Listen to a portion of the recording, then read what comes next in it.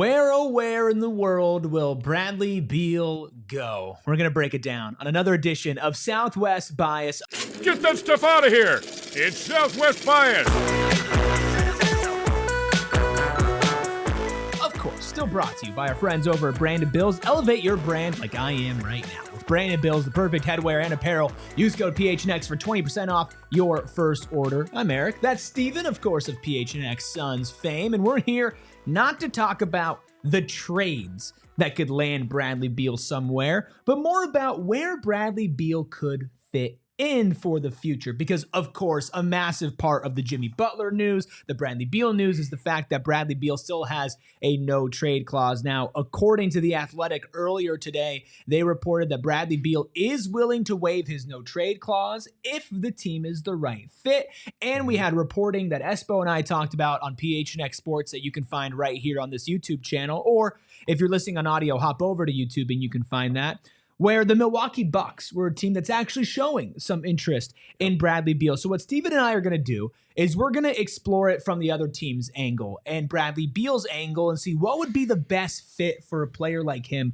Because he is at a weird spot in his career, Stephen, where he's a productive player with a massive contract and kind of no direction. So it feels like you have to find a pretty special place that wants all of those things rolled into one. Yeah, it's a unique situation for him, obviously.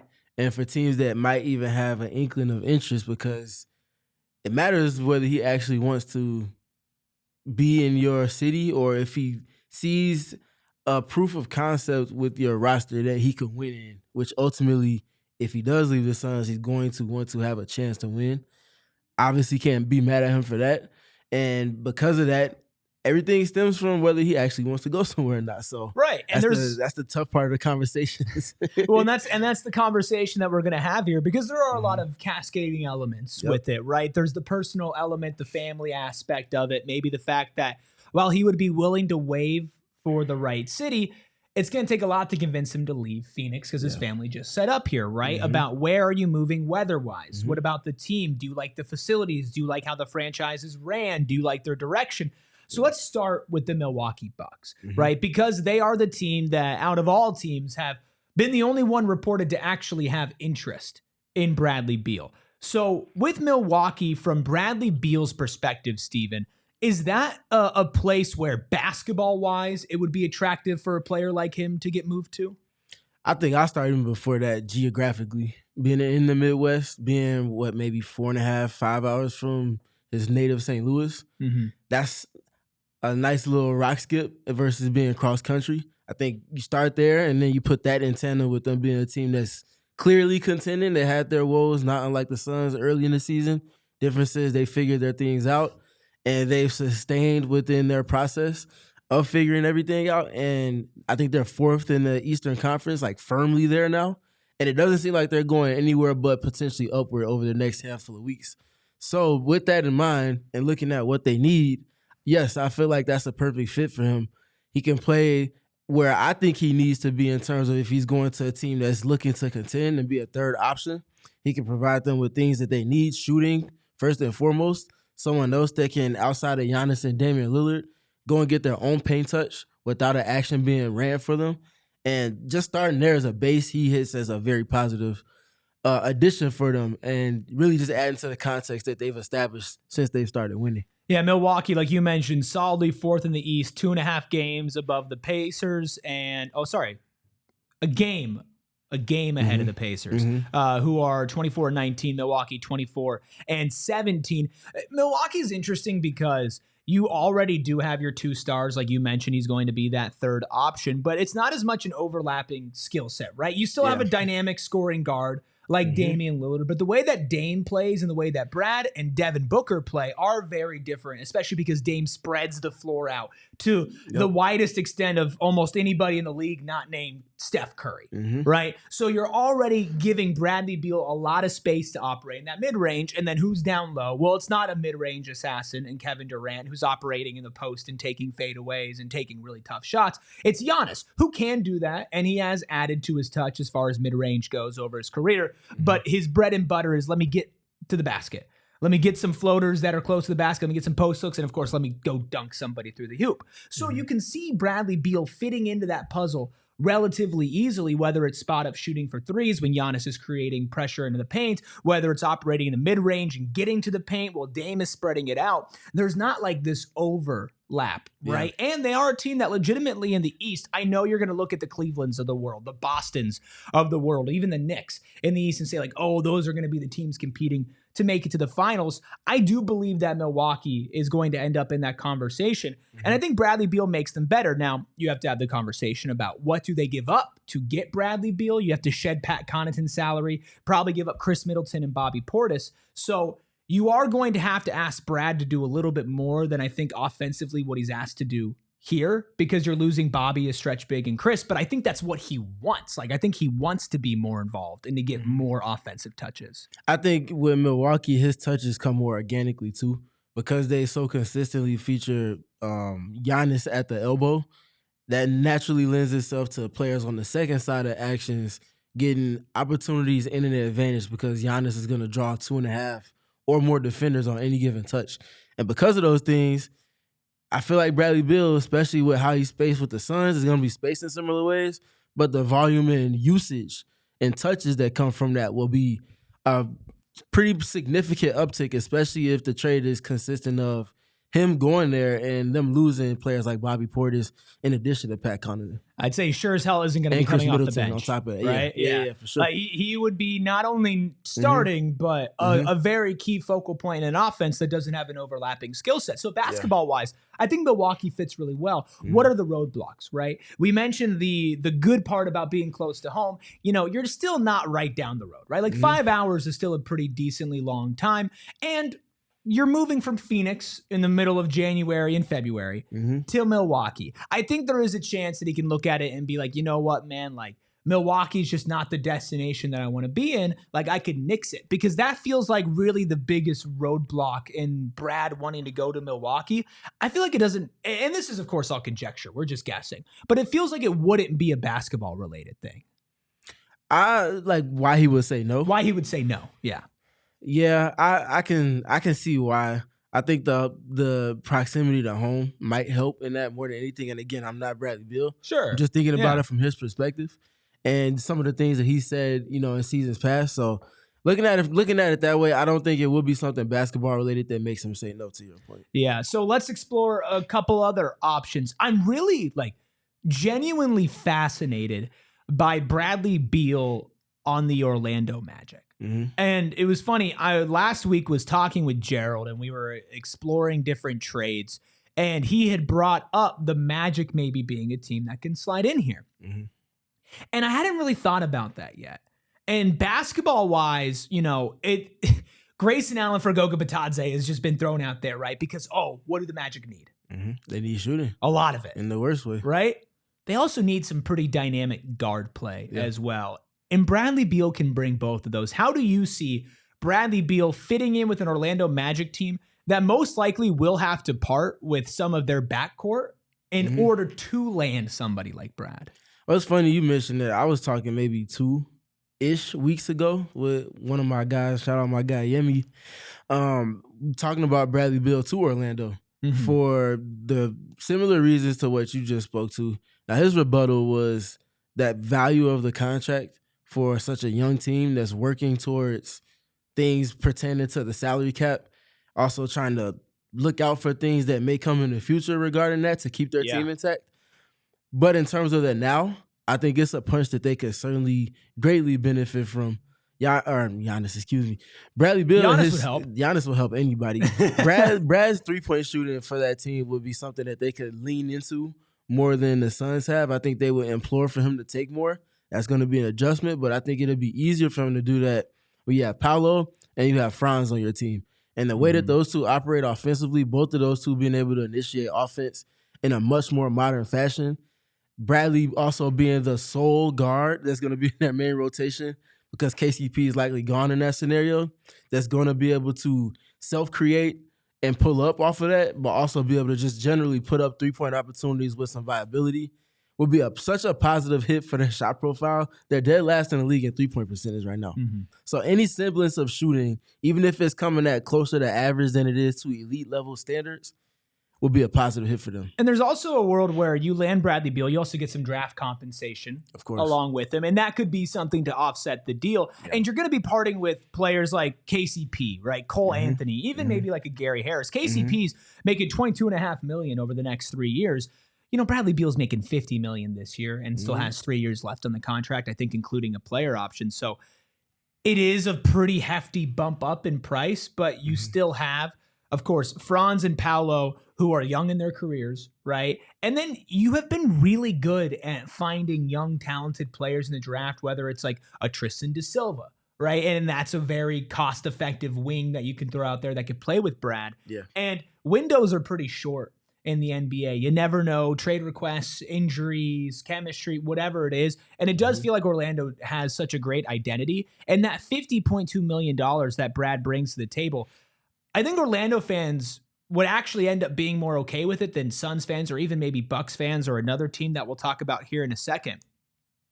Because like you mentioned, he brings so much of what you don't need or what you do need and you don't have, right? 3-point shooting, even creation off the bounce, right? Like obviously Palos and Franz are very dynamic scorers, but they move differently as forwards than Brad does, right? And I think that the same way that when you put Brad, and this is going to be, I'm not trying to diminish what Orlando has because they're a very good team.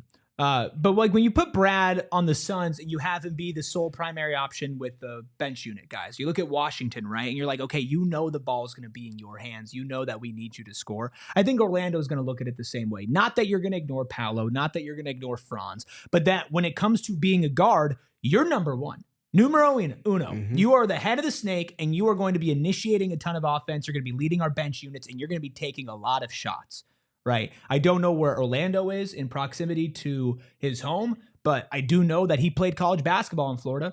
I don't know how close the University of Florida is to Orlando, but it's the same state, so you can maybe talk yourself into returning to familiar territory. I think basketball-wise, while the Bucks are a good fit, I do feel like for what Brad wants, which I think is to be that guy, that scoring guy, I think Orlando is spot number one that I would peg for him. That's where he would probably get most of his usage from for those reasons that you mentioned.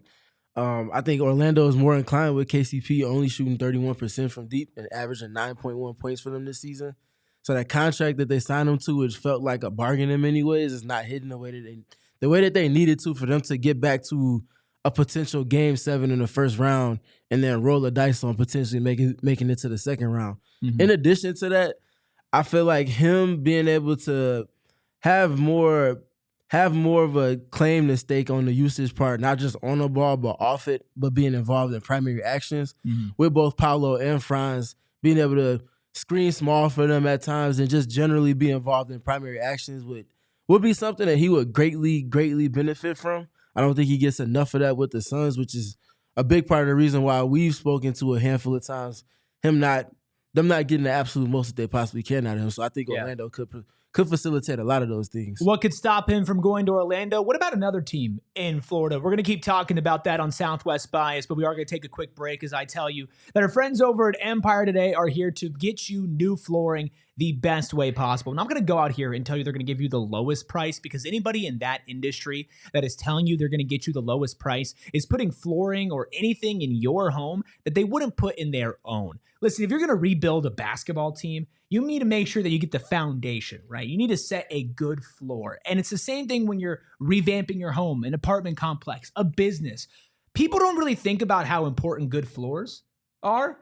It's pretty damn important. And you don't want to be replacing it every 3 to 4 years because people walk on it and it gets used. Empire Today is the best place because they have a virtual floor designer. It's a great way to see what fits in your home. You have a virtual floor visualizer. You hold your phone up. You say, hey, what looks good in my apartment or my home with my appliances, right? With my walls, with my decorations, because you don't want to make a massive choice and then eventually just be upset about it, right? So you can schedule a free in-home estimate today. All listeners can receive a $350 off discount when they use promo code, get this, DNVR. Don't love that, but you can use promo code DNVR. Restrictions apply. See EmpireToday.com/PHNX. That's better. for details. And of course, this episode and so many episodes of Southwest Bias are brought to you by our friends over at Branded Bills. Performance, style, everything in between. Branded Bills is the perfect headwear and apparel, and you can elevate your brand like I am right now. And I genuinely mean that. Your brand. Fantasy Football League, you got your own logo, you can make your own brand. You have a small business you're trying to start up or an established business that you're trying to grow some camaraderie within your team.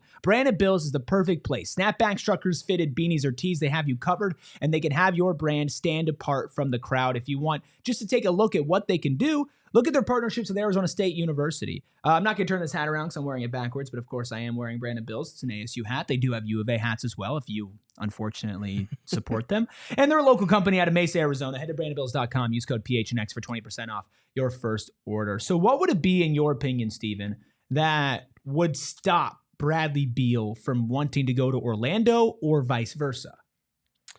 Between who and? Between Beal not going to Orlando or Orlando not wanting Beal. So let's start with Beal not wanting Orlando. Beal might not want Orlando just because they're still in a little bit of flux right now.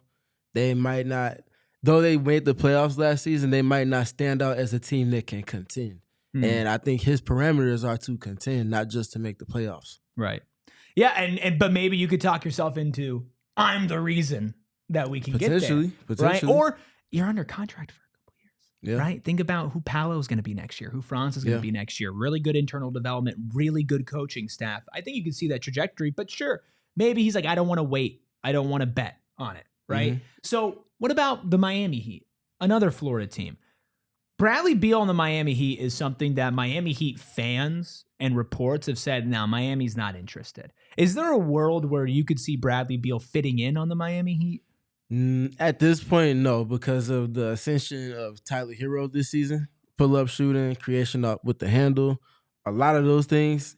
It will be a similar situation to the one he's in now with Devin Booker in terms of having a similar skill set, operating in similar spaces on the floor. And the usage going to obviously go to the younger guy, the guy that was drafted by the team. Another similarity, the parallels are allowed there versus and a player in Tyler Hero who's had a better season than Bradley Beal. Yes. He's been a better player this season, right? Like, sure, 3-4 years ago, it's not even a question, right? It's Bradley Beal. Tyler's almost an all-star this year. I think he's definitely in the conversation. Absolutely. Right? And yeah, he doesn't have the same passing playmaking chops that Book has. So if anything, you could say, Stephen, that's even more of a dangerous overlap between those two. I agree. And that's it's that in addition to, are the Heat going to be in the playoffs? They need to be. They need to be, but the question is, will they be? And they have some housekeeping to do external of an addition of Bradley Beal, should that ever happen. So I just don't know if he sees it. I don't know if they see it. And I think there's a natural disconnect there because of the ascension of Tyler Hero. It feels like the most unlikely place out of the three that we have, or four that we've talked about so far. Has it been three? Three. Is there any other teams, in your opinion, that you feel like could be a dark horse or a team that maybe we're not talking about right now that Bradley Beal could end up maybe in a 3, 4, 5, 12-team trade? I think the Bulls just have to be spoken to just because of the way their contracts are set up, the way they can help facilitate a potential deal for Jimmy Butler to come to the Suns. I don't know, like, that's very clearly a team that's not interested in making the playoffs. Or just, you could have just stopped at interested. I mean, there's that too. There's definitely that too, but there's also just no direction right now. Right. So obviously I think they can be brought up as a team to help make that happen, but I don't think they're a team that he would be waiving his no trade clause to go to. If it is really important for him to A, get as many touches as possible, and B, be a little closer to home, that's the only way that you could see him waiving it to go to Chicago. Or if he just gets fed up and Chicago's the only one that wants him. Yeah. Right. And just say, screw it. It's been too long. I don't like this. At the end of the day, it's a lot of conjecture here. I think Orlando, if I could just plot Bradley Beal down on a team, I think I would choose Orlando for both teams. I think that's very mutually beneficial. I feel the same way with the Bucks on both sides, just not as much, but they're clearly more of a contending team. I would say those two teams are the teams to look out for my opinion. You just heard Stevens. What about yours? Let us know down in the comments below where you think Bradley Beal will end up. Maybe we're doing all this for nothing. And his ass is staying right here in Phoenix. You never know, but maybe you do. Drop a comment down below. Make sure you like this video as well, and make sure you subscribe to PHNX Sports. We really do appreciate all of you that have subscribed and maybe subscribed on audio, rated us 5 stars as well. I know you hear so many creators say that and ask for it and thank you. It is because it genuinely makes a difference. It allows us to do what we're doing, which is, of course, sharing this Phoenix Suns journey with you. If you want more from Stephen, you can follow Stephen at Stephen PG3. That's Stephen with a PH. You can follow myself at ERIKRUBY. Of course, you can catch PHNX Suns pregame and postgame shows for every single game. And of course, we're also covering trades with 3 p.m. shows. If you're listening to this a little bit later on a Tuesday afternoon, Tuesday night, we did have a full episode discussing Jimmy Butler trades and other trades that could land the Suns some pretty insane players. Some pretty large deals. Make sure you check that out on this channel and all the other shows that we have. Cardinals, Diamondbacks, Wildcats, Sun Devils, Rising, Steven with the Mercury. We have everything right here for you on PHNX Sports. We'll be back later this week with, I am guaranteeing this, I'm stamping this, a very spicy edition of Southwest Bias. Get that stuff out of here. It's Southwest Bias.